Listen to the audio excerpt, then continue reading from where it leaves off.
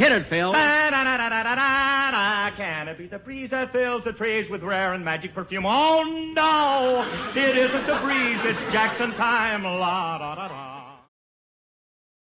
Stay tuned. Right after this episode. For our discussion. Sinatra Show. And now, ladies and gentlemen, here is the star of our show, Frank Sinatra.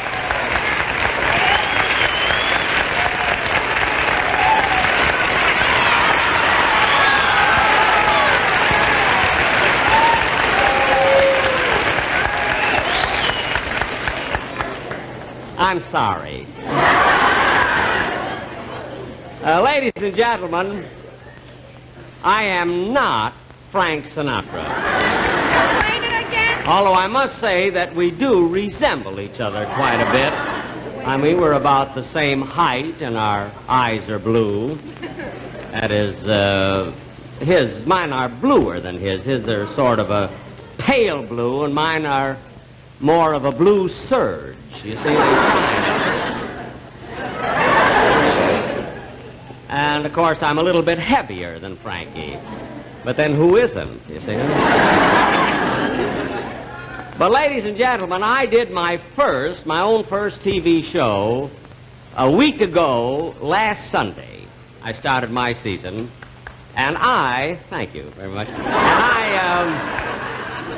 And I was such a big hit that I'm now known as the Maury Amsterdam of the Pacific Coast. And, of course, the reason I'm here tonight with Frankie, you see, Frank did a guest shot on my television show last year when I was in New York, you see, and I didn't pay him for it. You know, we were pretty good friends, and I didn't want to insult him, you see, by paying him. And I understand that tonight he's not insulting me either.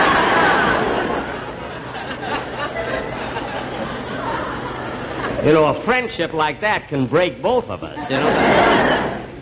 But another reason that I'm in New York is because last Friday, you probably read this in the paper, last Friday, the Friars Club gave me a testimonial dinner because of my, because of my 20 years in radio, you see, and not only that, but also because I've been a member of the Friars Club, a theatrical organization, for a long time, you see, and as a matter of fact, in Hollywood, I'm an officer of the Friars Club. I'm known as the Dean, and that's a very, very important executive position. I would say that the Dean of the Friars Club is comparable to a photographer on Reader's Digest.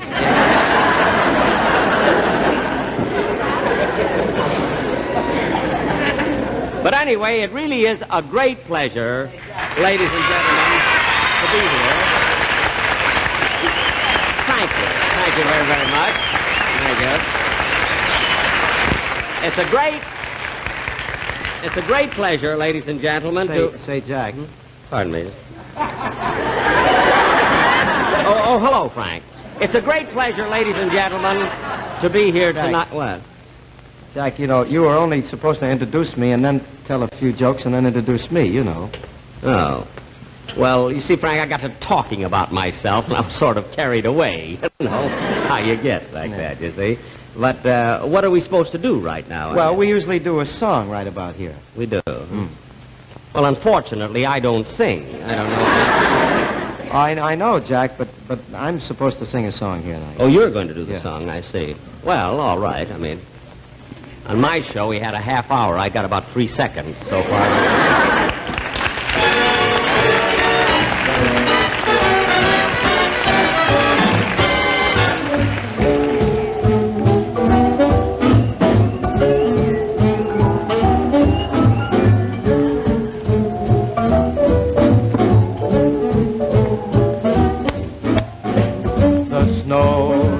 Snowing, the wind is blowing, but I can weather the storm. What do I care how much it may storm? I got my love to keep me warm. I can't remember a worse December. You just watch those icicles fall. What do I care how the icicles form? I got my love to keep me warm. Off with my overcoat, off with my gloves. I need no overcoat, I'm burning with love. My heart's on fire with one desire, so I will weather the storm. What do I care how much it may storm? I got my love to keep me warm.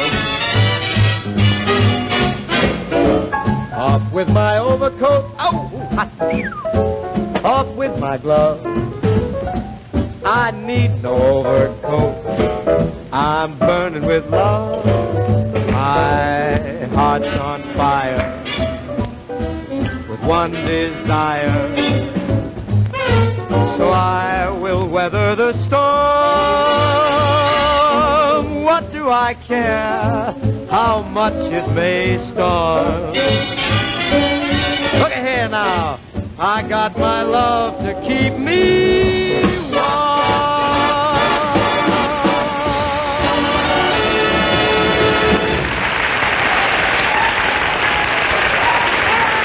Thank you very much. On behalf of our sponsor, I would like to say that we had a wonderful time since we've been Frank. here. Yeah. Frankie, Okay. just a minute.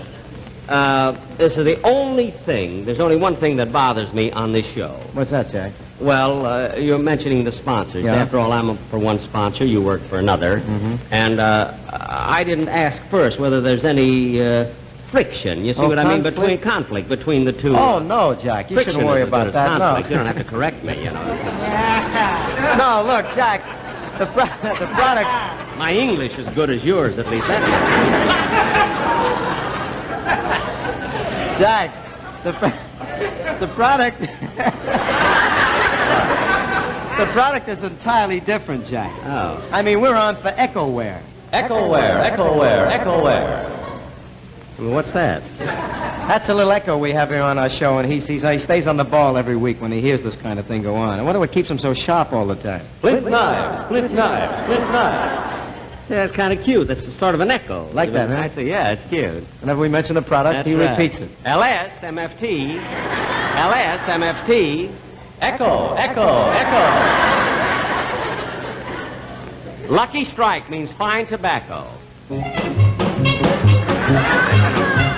Be happy by Echo, be happy by Echo Strike. Be happy by Echo Strike today. All right, look at that. I've been smoking Echoware for now. Oh, all righty. Yeah, that's enough. All right, let's forget about the Echo business again. Now, Jack, what did you plan to do for us tonight? Well, I don't know. I thought as a guest it'd be nice if I came out, you know, and told jokes like I did before, you see. You think that's smart? Look, Frank, I'm a comedian, you know. After all, you didn't hire John Foster Dulles here.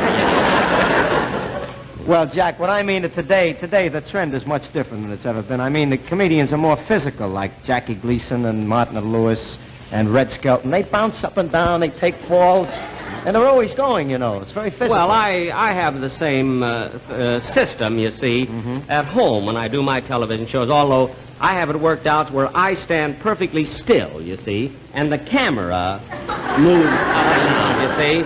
In that way, the cameraman makes more money, and I last longer, you see. No, I'm very serious, Jack. I mean, you gotta take this seriously. You can't get by anymore on television with just talk. I mean, when you tell a You story, mean you just a can't joke, tell a straight joke. You is can't it? tell a joke. When you do it on television, it's got to be acted out. Now, look, I'll show you what I mean. Two guys they met at an Elks convention, see? Sam and Max. And they meet and they say, they went to the bar, and then Sam says... Funny, at rehearsal it was Harry. Sam and Harry. And Sam walks up and he says, "Hello, Harry, how are you?" See? He says, what do you know? He says, say, are you a large member? And the other fellow says, no, I'm just average size. And he says it away we go. See, it's like this.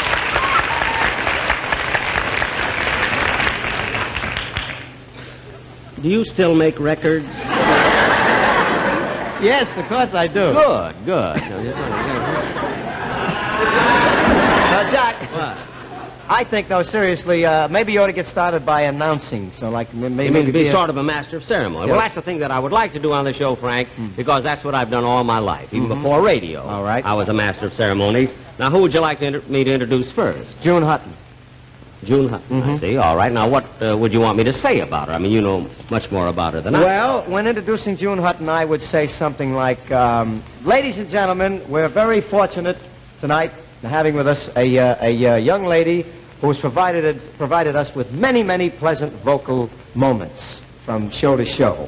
And I hope she continues to do so in the future. And this young lady is not only gifted with a beautiful voice, but she has charm, she's lovely, and she's always welcome on our show. So, ladies and gentlemen, we're very proud to present to you June Hutton.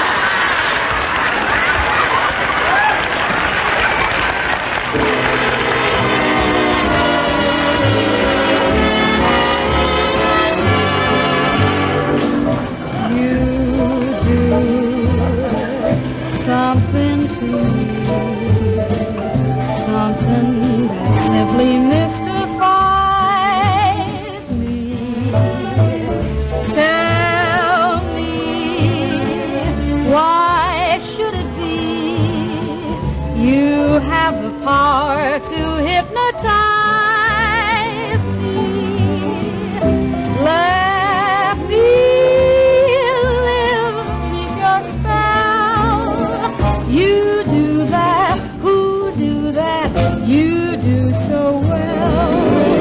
For you do something to me that nobody else could do. You do something to me, something that simply mystifies me. Tell me, why should it be you have the power to hypnotize me? Let me live beneath your spell. You do that, who do that, you do so well. For you do something to me that nobody else could do. That nobody else could do.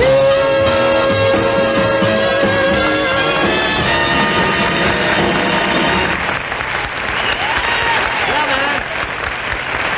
Dave. Thank you very much. Ladies and gentlemen, you know, Jack wasn't kidding before. He's had a lot to do since he came to town with a friar's dinner and his own television show and a lot of stuff that he's been working. So he's a little tired now. This being an hour show, he's up resting in his room. I have to go up and bring him a cup of hot milk in a little while. Meantime, I'd like to introduce a man who is probably one of the greatest artists in this field. Ladies and gentlemen, the wonderful Larry Griswold. Look, I'm awfully sorry, Mr. Sinatra, but Larry is unable to make it over here tonight, you see. What do you mean? He was out celebrating again, and he's in no condition to die. Well, what do you mean he can't make it? What are we going to do Disgrace to my about whole family. I'm Larry's father. it? Oh. I've known him ever since he was a little boy. Look, I taught him all the dives. I'll run up and do a couple of dives so you won't disappoint your people. No, wait a minute. Don't Can worry. you do this? You Of all course, right? I keep myself in good shape doing athletics down at the gymnasium at the YWMCA. Don't worry about it. You worry about me. I've been a lot higher than this a lot of times.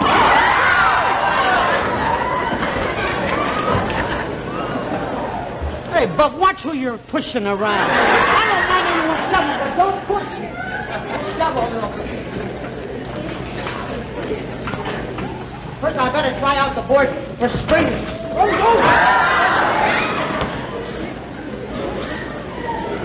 Oh, the bugle here. That's the hypotenuse.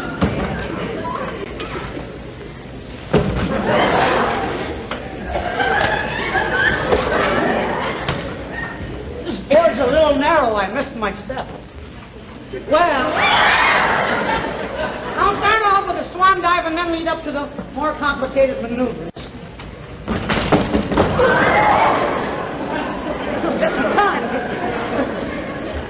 Oh, no, that's my tie.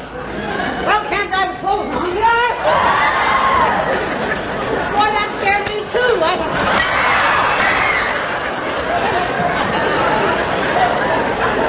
Someone evidently left the gate open. Look, I'll start off with a back jackknife, which is one dive I can do on it.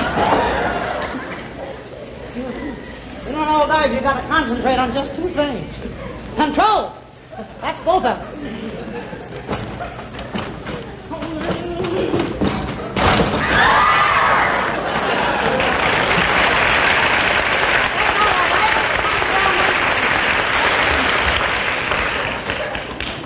Well, never give up and never say die, I always.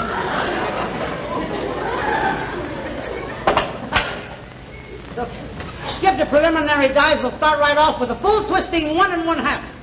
First, the full twist. Boy, am I full. Oh, slippery board. Should have taken my shoes off. Board slippery. Keep them together. I gotta wear them. Well, here, oh boy, look like shoes. Oh, Richard, these things. Last pair of nylon.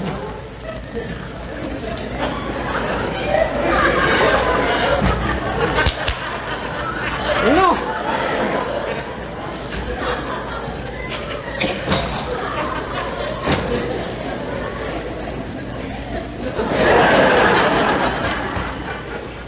Uh-oh, I don't want to go in with my watch on.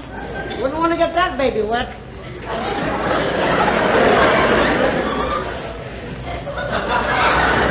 I almost forgot to put on my diving cap. Can't stand water in my ears when I dive.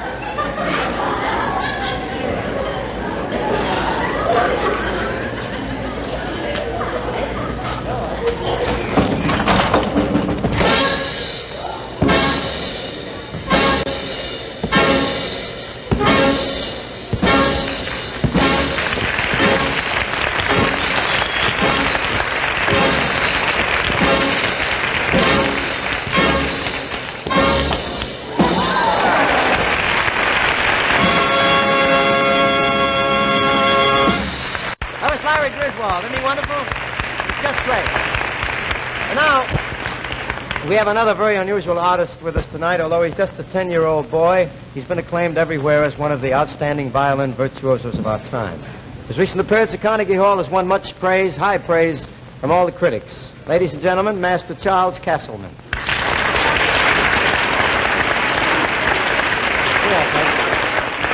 Here you are, boy. Thank you, ladies and gentlemen. For my first selection tonight, I would like to play the Ukrainian Fantasy by Wieniawski Andrzej.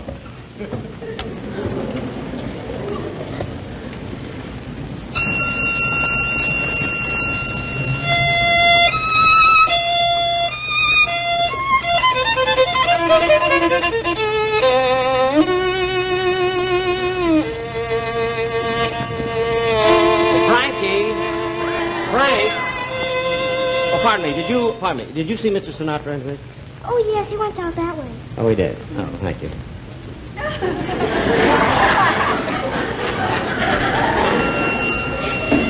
Oh, pardon me. So, you play the violin? Do you? Yes, sir. Do you practice? No, sir. You don't practice? Well, you'll certainly never get anywhere if you don't practice. You know? After practice, you see, if you want to be good, you know, and these are the important years, you know. I remember when I was your age. You do? Yes, I used to practice every day, and that's how I became a very, very fine violinist. You're going to play a number now, are you? Do you mind? Let me see how you hold the bow and everything. You'll never get anywhere that way. Let me show you. You see, in the first place, the way you're holding the bow, you see, it could slip right out of your hands, don't you see? You must hold the bow like this. You see what I mean? stiff like this. This is called the Western grip. You see what I mean? See, then it'll never get away. Now, your chin, how do you put the violin under it? No, you must rest it a little bit. You see what I mean? A little bit like more, and hold this like this. You see what I mean? This keeps you from slicing, you see, in the string. And keep one foot out, just a little bit. One out, one leg out a little bit. Oh, wait a minute. You got to keep the leg out just a little bit like this. There you are, you see. This way you won't. Now, this is the way to play a violin number. Now, let me hear you play a number now. Listen. Go ahead, let's hear it. Go ahead. You know, Sinatra's supposed to come out Here I now, am, but he Jack. forgot his cue altogether. Oh, pardon me. What are you doing, Jack? Huh? Well, I'm just giving the kid a few pointers, I think. Oh, really? Mm-hmm. Jack, did you ever hear of the concert violinist Charles Castleman? Charles Castleman? Yes, we went to school together. Oh, really? In fact, I taught him everything he knew, you know. Yeah. But, Jack, this is Charles Castleman. Oh. Well, the Charles Castleman I'm thinking of had a trio in Waukegan. There was a violin, an organ, and a monkey. You see what I mean? The monkey now has his own band. It's called Spike Jones. Jack, let's get out for a while. We'll let Charles Castleman play this. Okay. fiddle, huh? I still think he hasn't got his legs right. I don't know this thing.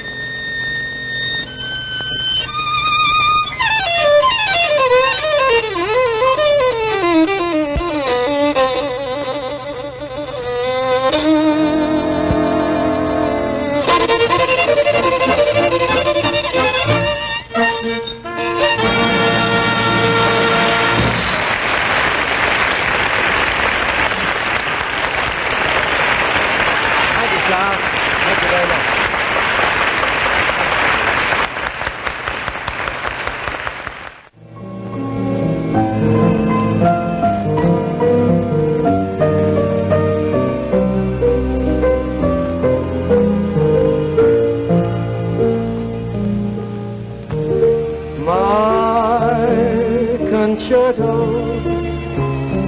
is a simple melody, as simple as the day we met.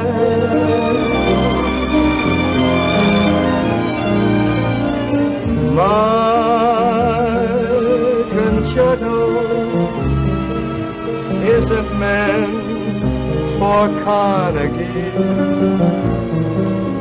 yet once you hear never forget. I wrote it just for you, with a feeling from within. For no one else but you could make such music begin.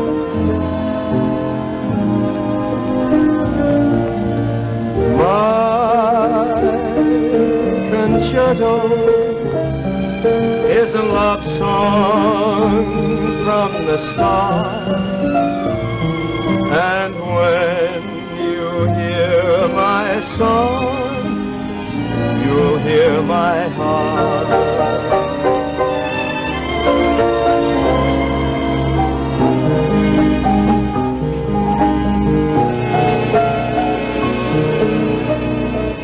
My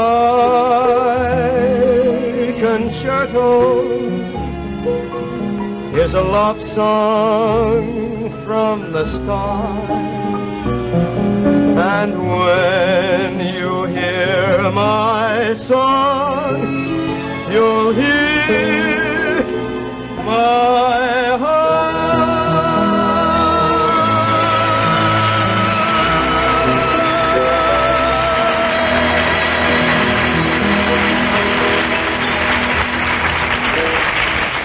Thank you very much. Thank you. Well, it's tea time. You see, we feel that they're building another bungalow back there. We feel that it's a halfway mark in our show at this point. A football team gets time off between halves, so I don't see why we shouldn't. I look like a football team. Well, what are you going to do? You know, this is our last show from New York City.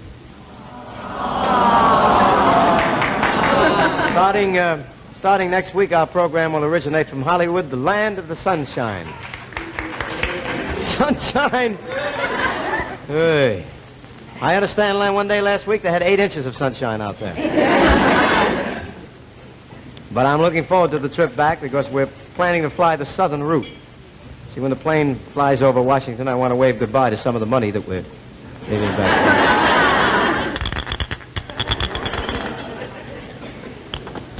You know, I found out recently that there's a trick to this, you see. I mean, guys like Harry Richmond, Georgie Price, Hope and Crosby, they got sidelines, side rackets.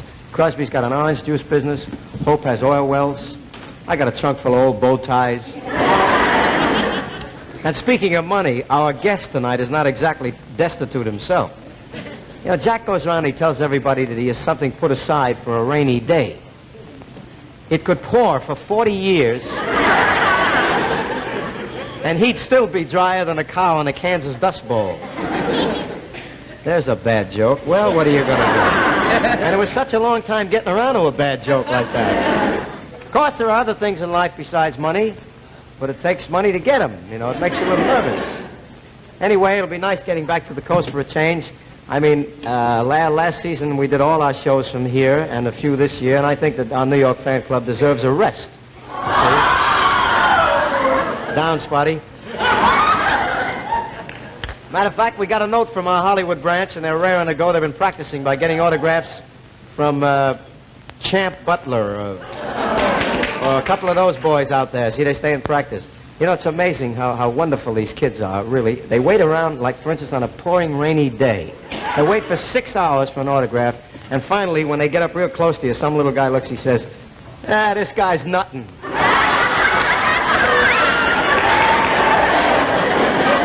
You know, 9 chances out of 10, he's right. I mean, when I was a kid, I used to wait outside of stage doors. I don't want to give anybody's age away, but when I was a kid, I used to wait for Crosby's autograph. I'll never forget one day I said, you know, I have aspirations of being a singer, and he said something very nice, very encouraging to me. He said, you keep singing, kid. Someday you may be another Rudy Valley. Oh. What are you going to do, Pop? I can't help it. You'll have to excuse me. I'm a little bit... I haven't been well.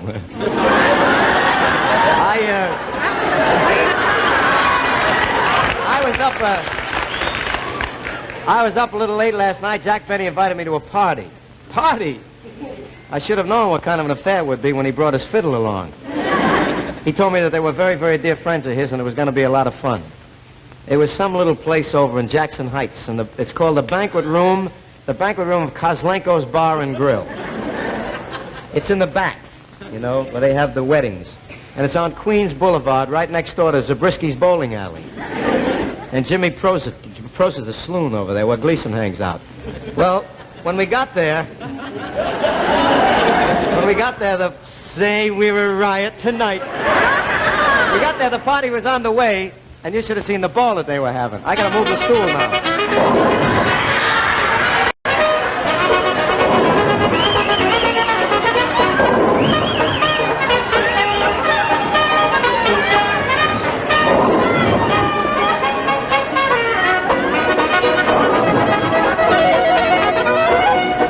I don't hear you. That bowling alley next door makes so much noise. Now, what is it, my little one? Well, Papa, what's the matter with the band? Are we going to have a fiddle player? Sure, I hired one. He's late. He should be here 15 minutes ago already. Who did you get, Papa? His name is Jack Benny. He's the same fellow who played at Mama and mine wedding. Is he real good? One of the best. You think I spend $12 a night for just anybody? Papa, $12 for just a fiddle player? Well, out of this he has to pay a singer who he's bringing with him.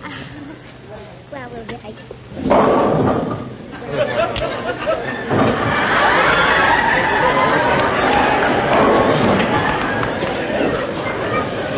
Hey, this looks like fun, Jack. Yeah. How about that?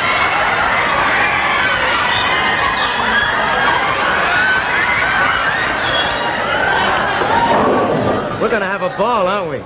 Yeah, she's kind of cute, isn't she? Yeah. I wonder if she's got a friend. I doubt it very much. What was that joke about the Kansas Dust Bowl?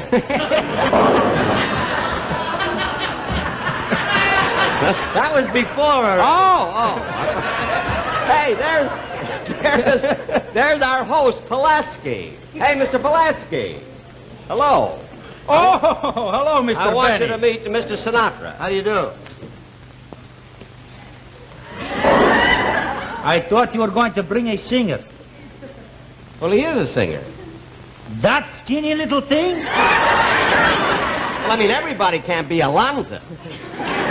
Don't forget, listen, he's wonderful, Mr. Pulaski, really. You know, I wouldn't jeopardize my reputation. After all, someday your daughter will have children.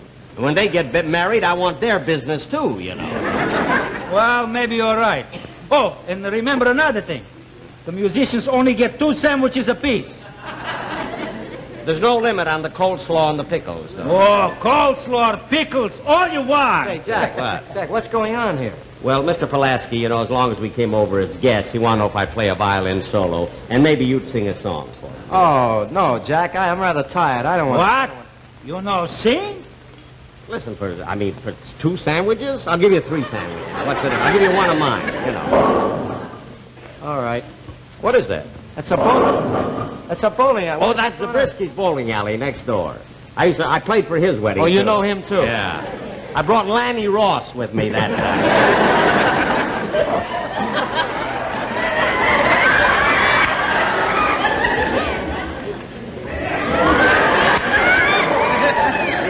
Hey, Jack.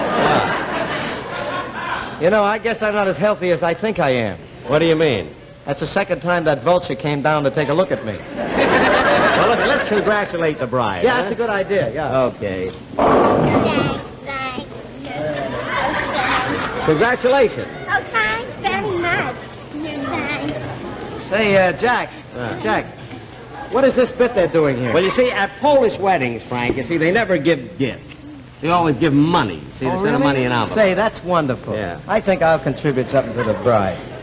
I think that's a wonderful idea. Thank you very much, and good luck to you Thank you both. very much. Jack, what about you? Well, I thought I'd wait till I get home and give them for my own personal stationery. You know what I mean? Yeah. It'll be...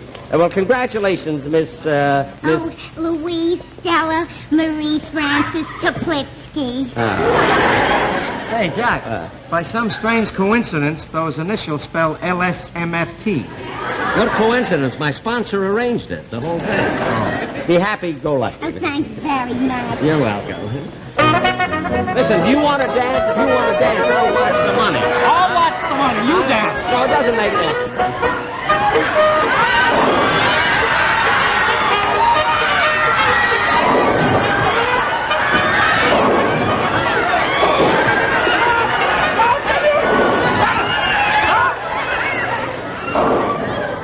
I didn't hire you to dance. I hired you to play. Oh. Well, all right. But you know, when the music starts, I can't make my feet behave. Really, I can't. And tell that singer I want to hear him sing. Frankie, Yeah. come here a minute. Yeah, Jack. A fellow would like to hear you sing a song. After all, you know, how many times do they get a fellow like Sinatra here? Well, Why don't you sing a song for him? Well, seeing as you put it that way, okay, let's Okay, let's well, I'll do a get the song. violin. You get the violin. What do you want to do, Jack? Huh? What do you want to do? Come on, we'll play. All right, let's go. Okay. Ready, We'd boys? like to sing a song for you. Roll out the barrel. We'll have a barrel of fun. Roll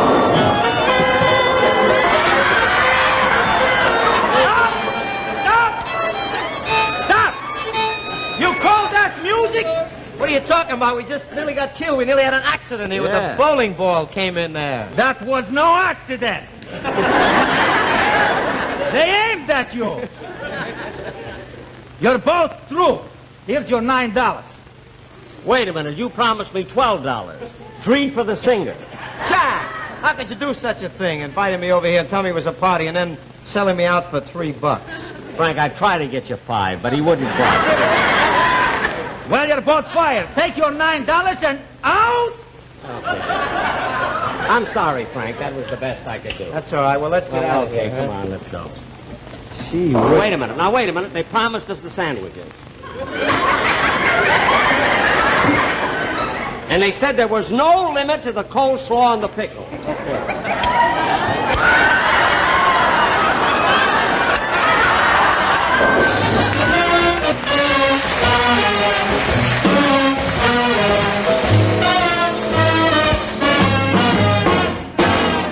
I would gather stars out of the blue for you, for you. I would make a string of pearls out of the dew for you, for you. Over the highway and over the street, carpets of clover I'll lay at your feet. There's nothing in this world I would not do for you, just for you.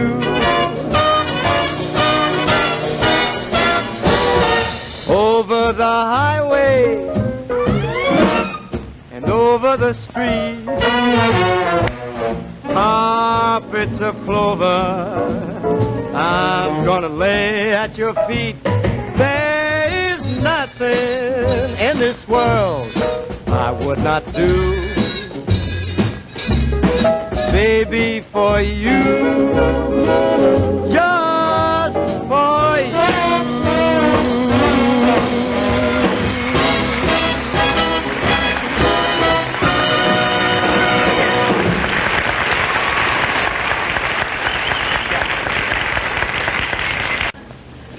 Ladies and gentlemen, Sunday was a very significant date, and we don't want to pass it without saying something about Armistice Day, particularly in view of what's going on in the world today.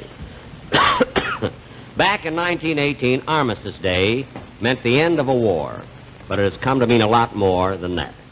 It's a symbol of the things this country has always fought for: freedom, equality, and our way of life. A few years ago in Hollywood, Frank Sinatra made a picture that pretty well expresses all of these things. The picture was called The House I Live In.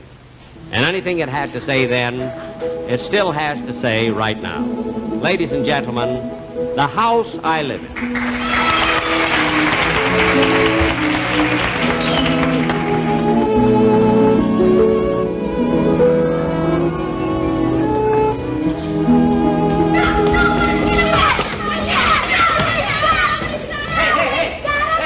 Cut it out now. Come on, stop that. Looks like somebody's in for a licking, huh? You bet! We're gonna smear him! All right, wait a minute. Back up now. Steady. That's all right, but 6 against 1. That's not very fair, is it? Oh, come on, gang. What's the matter? What's it all about? No, I'm not scared. I'll fight you even. Well, not if I can help it. You look like you take care of yourself. I just want to know what the gang war is for. We don't like him. We don't want him in our neighborhood or going to our school. See? I've been living here as long as you, since I was born even. Here. Come on now. Now, let's cut it out. I'm serious. What's the matter? Has he got smallpox? We don't like his religion. His religion? Yeah, he's a dirty... Yeah, wait a minute. Oh, I think I'm beginning to understand this thing. Yeah, it must be one of those rat pack gangs I've read about in the papers who beat up on people. Mister, we ain't no rat pack. Well, you ain't regular guys, for sure, I can tell you that. I don't know what we ought to do about this. It must be pretty tough, huh? You bet. What about your dad? What kind of a man is he? What would he say about this?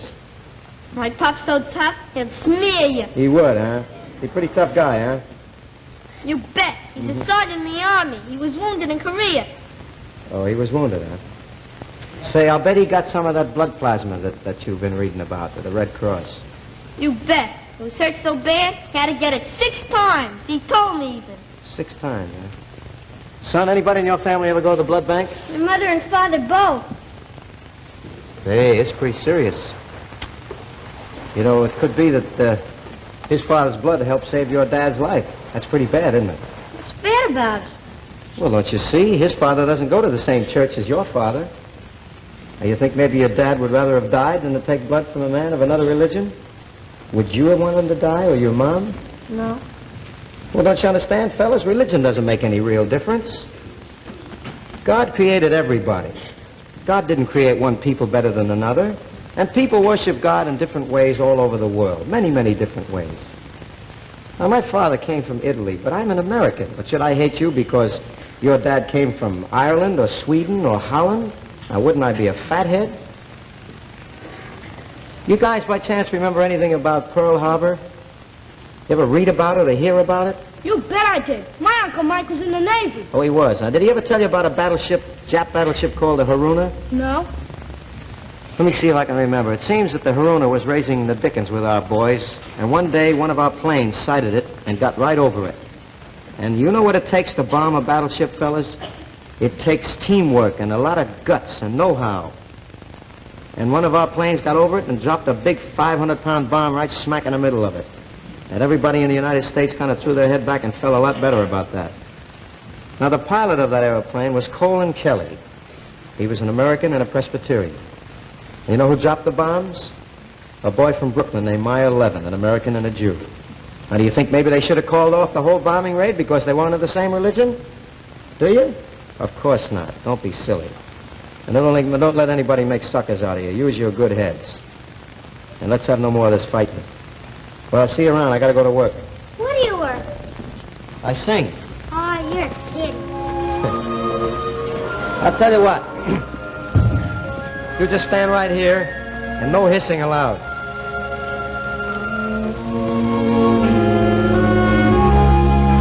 What is America to me? A name, a map, or a flag I see? A certain word, democracy. What is America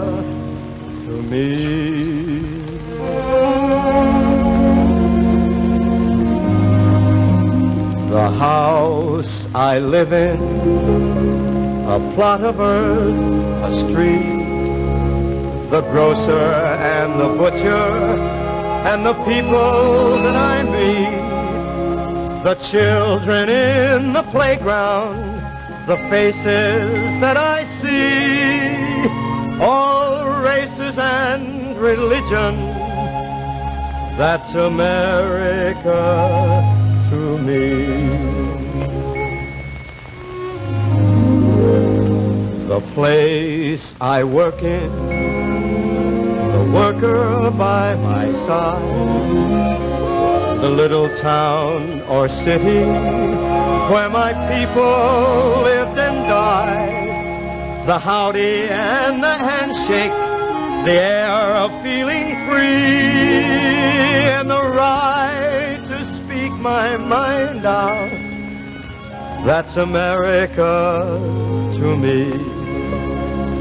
The things I see about me, the big things and the small, the little corner newsstand and the house a mile tall, the wedding and the churchyard, the laughter and the tears, and the dream that's been a-growing for 160 years. The town I live in, the street, the house, the room,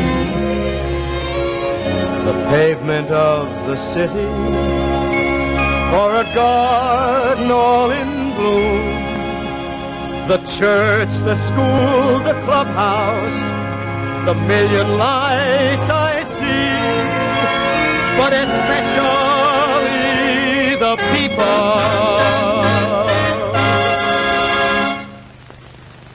That's America to me.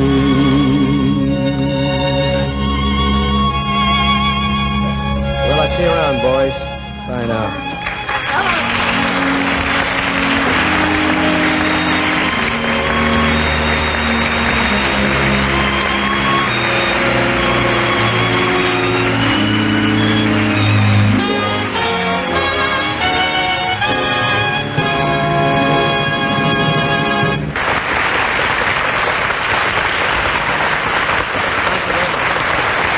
Thank you very much.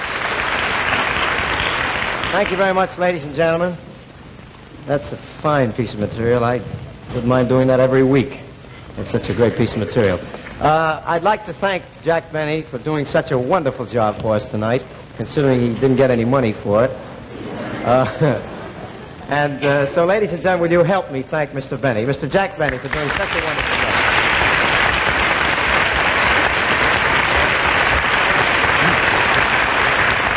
Frank, it was a great pleasure being with you, you know. What was that joke about the Kansas Dust Bowl? Well, Frank, now that you're going out the coast, maybe you can now do a show. You can be a guest on my show now, you see? Yeah, well, Jack, I really would like that, but the next time I'd like to get paid. Well, why? Well, I mean, I've been a guest on your show, and you were a guest on mine, and yeah, now but we're you see, even, aren't we? no, we're not even. You see, you do an hour show, and I only do a half-hour show, you see? So, I mean, you owe me some change. Well, yes, that's, as a matter of fact, well, I'll talk to you about that when I get out on the coast. When are you leaving for the coast? Well, I'm leaving tonight, right after the show. Oh, you're going tonight? Mhm, So we're leaving soon? tonight. It's a shame. Why, Jack? I wonder if Mel Torme is in town. Because I'm playing at another wedding tomorrow. Well, I'll get Robert Merrill. He'll be all right. Robert Yes, Merrill. he'll be all right. Thanks, Frank. Good night, Good night. Jack. It was wonderful being with you.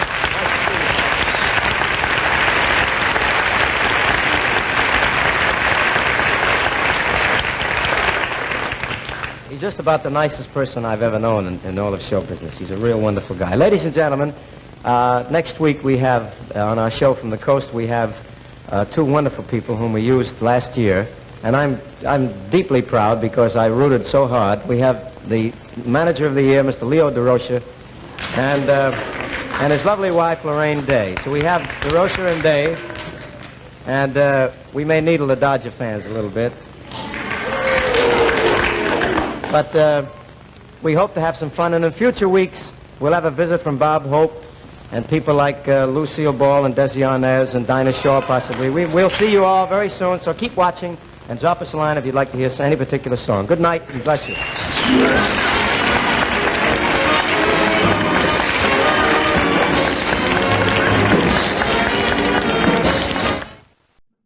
Well, hello again. This is Buck Benny speaking. The other piece we have is we do have the Frank. I knew as soon as he mentioned it, I was like, I've seen that. I've seen the Frank Sinatra special, and I was like, I did not know what the time frame was, and I had originally thought, okay, it's the 1950s with Jack Benny as a guest. It's probably 54, 55, or something like that. Oh.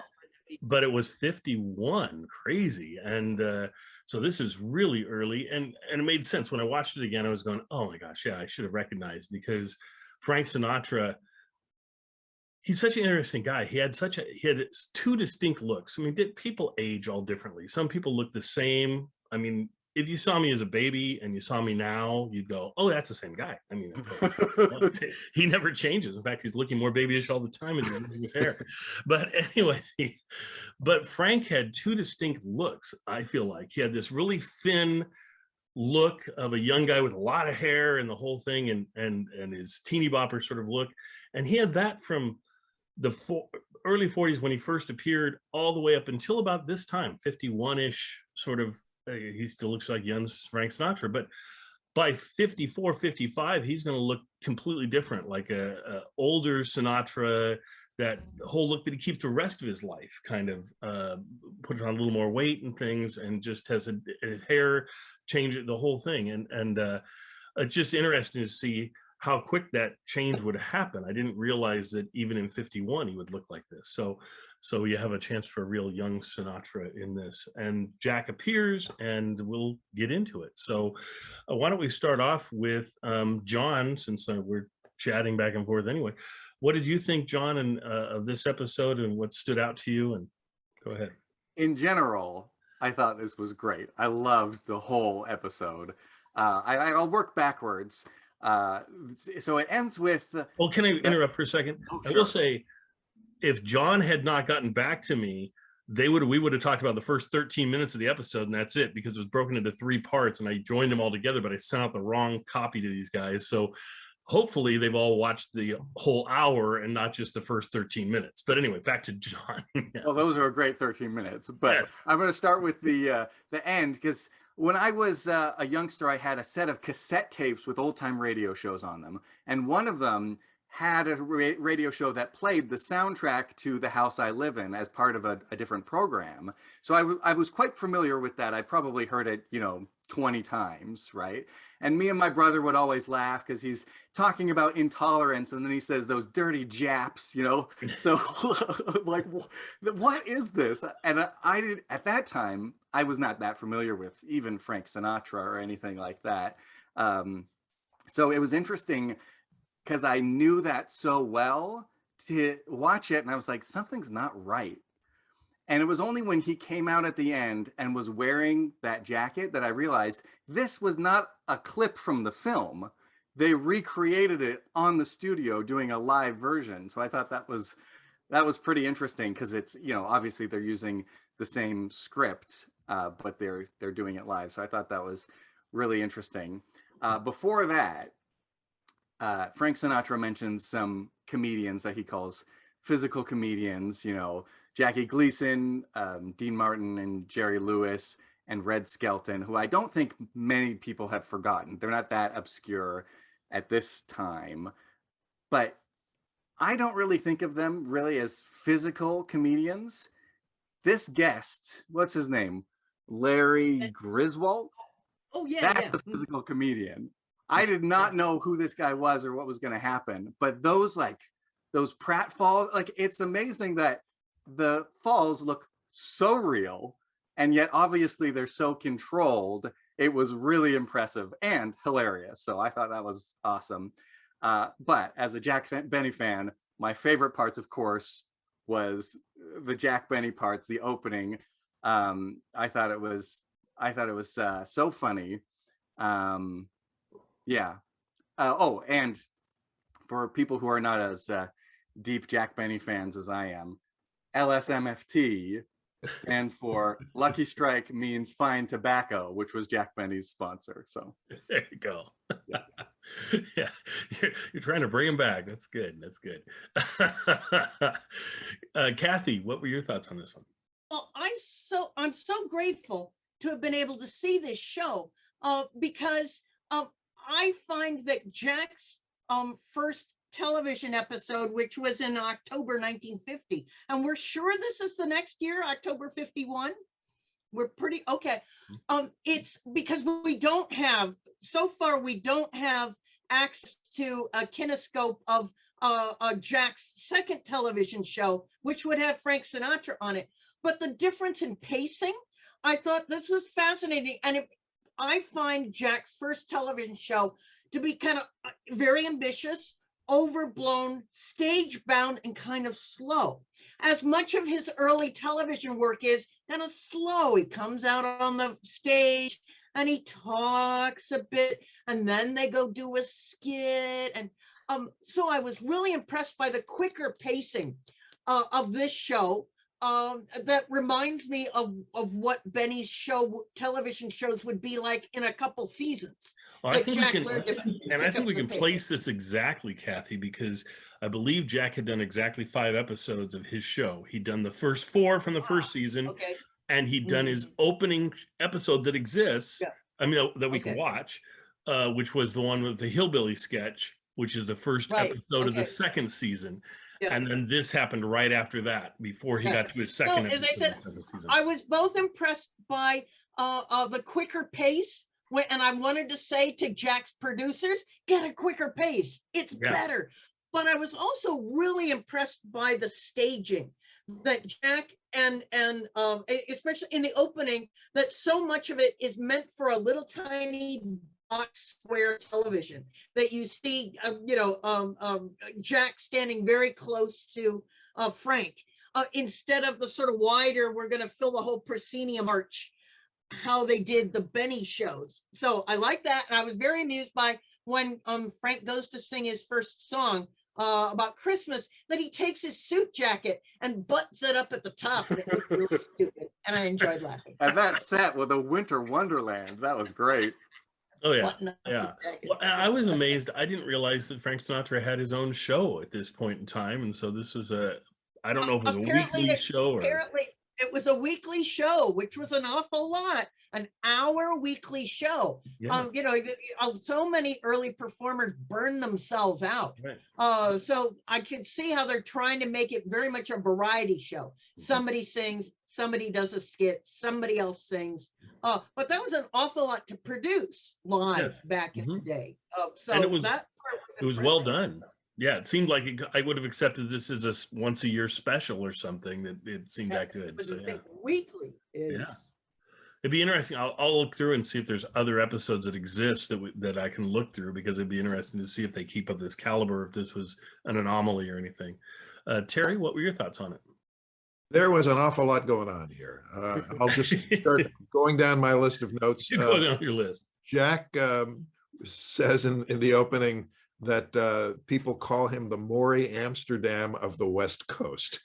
West Coast, of course, because Jack's show originated in L.A., and Maury Amsterdam, for those who never watched the Dick Van Dyke Show, was one of the great stand-up comics of the 1950s and 60s, but then played a regular role on the Dick Van Dyke Show. Jack happened to be on the East Coast for a Friars Club testimonial. That's why he was available to do the show with Sinatra. And then during the program, Sinatra mentions that next week he's going to be out on the coast, referring to the West Coast. And in an earlier conversation that we had on another podcast, there was a reference to Leo DeRocher, and I think Leo DeRocher was going to be, I think he said, his guest on that next episode. Somebody, I think it was Jack Benny, made reference to John Foster Dulles, that he's a comedian, he's not John Foster Dulles. John Foster Dulles was a very serious American politician who would go on to become Secretary of State, but he was certainly not known for his sense of humor. I thought it was wonderful how Jack's ad libs cracked up Frank Sinatra. And this was clearly not scripted, and it was fun to watch. Well, and Jack's known for his ad libbing. I mean, that's correct. Bread and butter. And he was trying to teach Fred Allen for years how to act. Fred could never catch on. It was just amazing. I hear a Hungarian dinner might be in the offing. and John, Larry Griswold was a renowned comic acrobat. I remember seeing him on the Ed Sullivan Show. Really? He really did get hurt late in his career, and that's what ended his career. But he was just amazing, just amazing. I was also very impressed by the young violinist, Charles Castleman. Yes. I thought he was not just obviously a very talented violinist, but really, really funny. He, I don't know how much of that was directed, but he. I'm really patient with Jack posing him and all these different things. Oh yeah. Like, okay.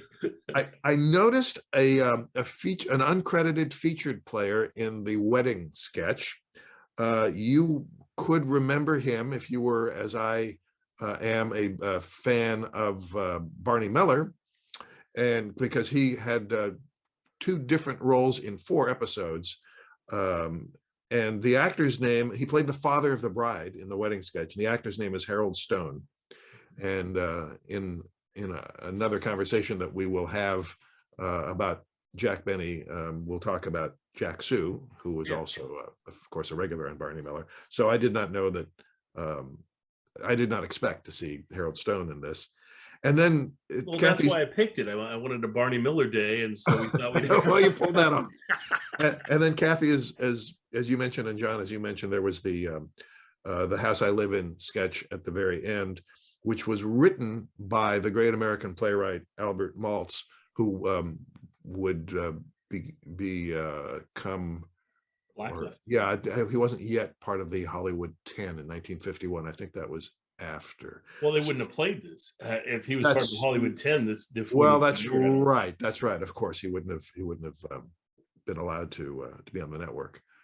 I thought it was also interesting, if I remember correctly, that Jack makes reference to the fact that this was 2 days after Armistice Day, or 2 days after Veterans Day. So that confirms the date. This was November 13th, 1951. And just overall, as I said, just a jam-packed television program. It was just amazing. Did I correctly see Artie Auerbach as one of the writers listed, credited? Artie Auerbach, I don't think it's Artie Auerbach. I think there's 2 of them, maybe. Oh, okay. Artie Auerbach was definitely, positively a writer on the Fred Allen Show. And so I'll see his name pop up on Old Time Radio as a writer, unless he Artie Auerbach was a photographer. Correct. So, unless Artie Auerbach, who is of course Mr. Kitzel, right, he was a photographer, and a very good photographer. Was he also a writer? Maybe. I mean, that seems like, I don't know. I saw the name. I didn't pursue it, but I just always assumed they were 2 separate people, because at first I thought because I listened for him on like the Fred Allen Show, going, well, he must be on here if he's a writer for it or whatever, but he never was. And then it just seemed, I don't know, it just seemed, it seems really out of place to have a guy that's that much of a character that pops up through time on multiple radio shows and everything, and to be a writer as well. Maybe, I don't know. And Kathy, I agree with you, by the way. The pacing of this show was decidedly in contrast with Jack Benny's, but that has to do in no small part with the different writers, and of course a different director. Freddie DeCordova had his deliberate style, and I can't remember who directed this, but it was obviously a different take on how to do television, and it was wonderful. Really enjoyed it. Yeah. I enjoyed it as well. Well, I think we'll leave this one there and let the folks enjoy the episode, which is fantastic. I think this is going to be, if I put it on, because I'm putting this up on YouTube, I think this will be the only place it's on YouTube as an entire episode. I think every place else is broken into 3 chunks. I don't know why folks do that as much, but I like to have it all put together. So there you go. Enjoy it, and we will see you for more Jack Benny in the future. I am joined with Kathy Fuller-Seeley, who has new Jack Benny information, because we had thought that her book would not be out until after Christmas, but you can get it, and it should arrive for Christmas. I've ordered my hard copy. I was frustrated because I have Prime, and I was like, oh, it should be here, and I should be able to hold it up for the podcast, but I looked, and it arrives on the 7th, so that's all right. Wow. So I'll have it for next week to share with you folks. That's fabulous. Yeah. You're apparently going to get yours before I get mine, but maybe I need to order myself a hardback, because Ben Omar, the publisher, pays me. I mean, I get my free books or paperbacks. So, but hooray! A chance for either a Christmas present along with Paul McCartney's lyrics books to be under your Christmas tree, or a New Year's present. So yes, a very well done book. Just delightful, and scripts. None of these scripts are available, are they? I mean, all the shows have lost, right? Yeah.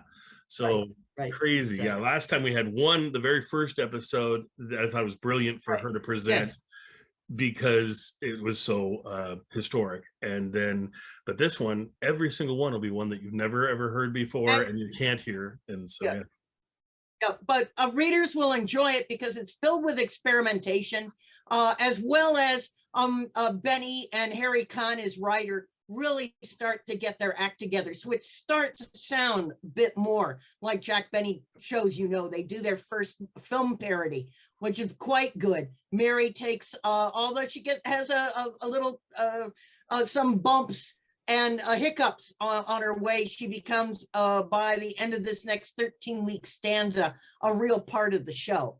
And as I said, it's funny and delightful. So yeah, so it'd be wonderful seeing her grow into become a regular character. And then, as you said, the film spoof.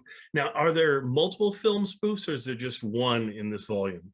Well, they only did it in the next. They had only started doing it, and so they do it, and then they return to it again. Okay.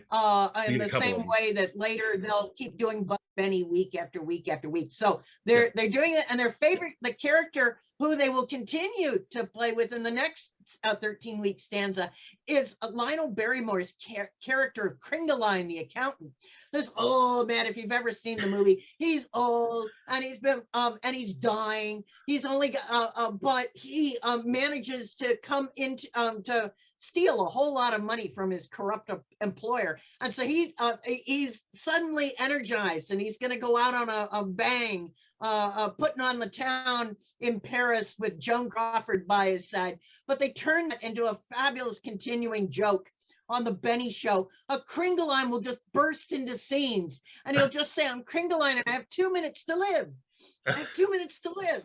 So it's marvelous dark humor. So, oh, nice. Nice. No, I look forward to it for sure. I can't wait to get that in my hands. We also have Terry Phillips with us for the last time in a while. He's taking a little break, and so he'll be gone for a month or a little more. Terry, anything you want to update us on or anything, or we good? The next episode of Imaginary Theater is still in progress. I finished writing the first draft. It's a two-parter. It's very long, so it's going to be presented in two parts. And I was debating whether to have part one produced first and then wait until we're finished writing the rest before bringing people back together, or just waiting and doing it all at the same time. My worry is that if I produce part one and then somebody becomes unavailable to finish part two, that will put us in a spot. So I'm going to ask listeners to indulge me until we finish. I hope that while I'm traveling, that I'll be able to finish the rewrite. And then when I get back sometime in January, that we'll produce the whole thing. Fantastic. Which means that it's possible that before the end of January of 2022, that the last episode of season one, or we'll call it the first episode of season two. Anyway, that next episode will be ready to go. Now, how many episodes do you have so far produced? That's 7 in the can, so this will be number 8, or 8 and 9 if you want to break it into 2 episodes. I also want to say how grateful I have been to listeners without much prompting on my part, who have contributed to our really small fundraising efforts. I'm hoping the other thing that I'm planning to do after we finish this next episode is to develop more of a business plan so that we can start paying the actors. That's a high priority for me. They've been really great. They're all doing this without compensation. But I would like to, not just to pay the actors, but I would also like to ramp this up in much the same way that you have, Buck, with you know, a more stable and reliable distribution and promotion, you know, to turn it into a proper enterprise. But Well, right now, it's just and been you're great. never going to get the quality of people coming back to you like you guys.